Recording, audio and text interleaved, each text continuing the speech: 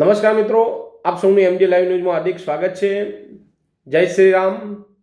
આજે એક પવિત્ર અને ગૌરવપૂર્ણ અવસર છે કે રામનવમી. આ રામનવમી વિશે આજે વાત કરવા જઈ રહ્યા છીએ. તો આજનો દિવસ માત્ર એક તહેવાર નથી, પરંતુ સત્ય, ધર્મ અને આદર્શ જીવન જીવવાનો એક સંદેશ આપતો દિવસ છે. ભગવાન શ્રી રામનો જીવન આપણને શીખવે છે કે પરિસ્થિતિ કેટલી પણ મુશ્કેલ કેમ ન હોય, સત્યનો માર્ગ ક્યારેય છોડશો નહીં.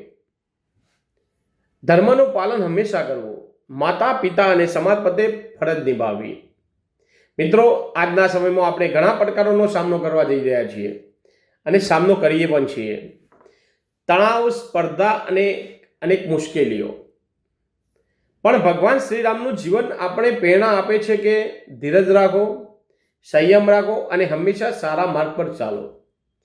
રામ માત્ર એક નામ નથી, રામ એક વિચાર છે, રામ એક આદર્શ છે અને રામ એ શક્તિ છે જે આપણને સાચા માર્ગ પર આગળ વધારતી રહે છે.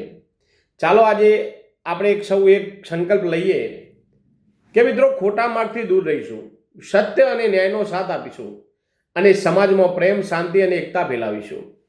જો દરેક વ્યક્તિ પોતાના જીવનમાં રામના આદર્શોને અપનાવે તો આપણું સમાજ અને જીવન અને દેશ જરૂર એક સારા માર્ગ પર આગળ વધશે.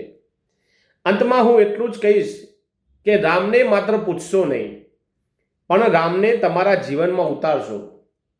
જય શ્રી રામ. ધન્યવાદ. ગમે તો ચોક્કસ સબસ્ક્રાઇબ કરજો અને લાઈક કરજો.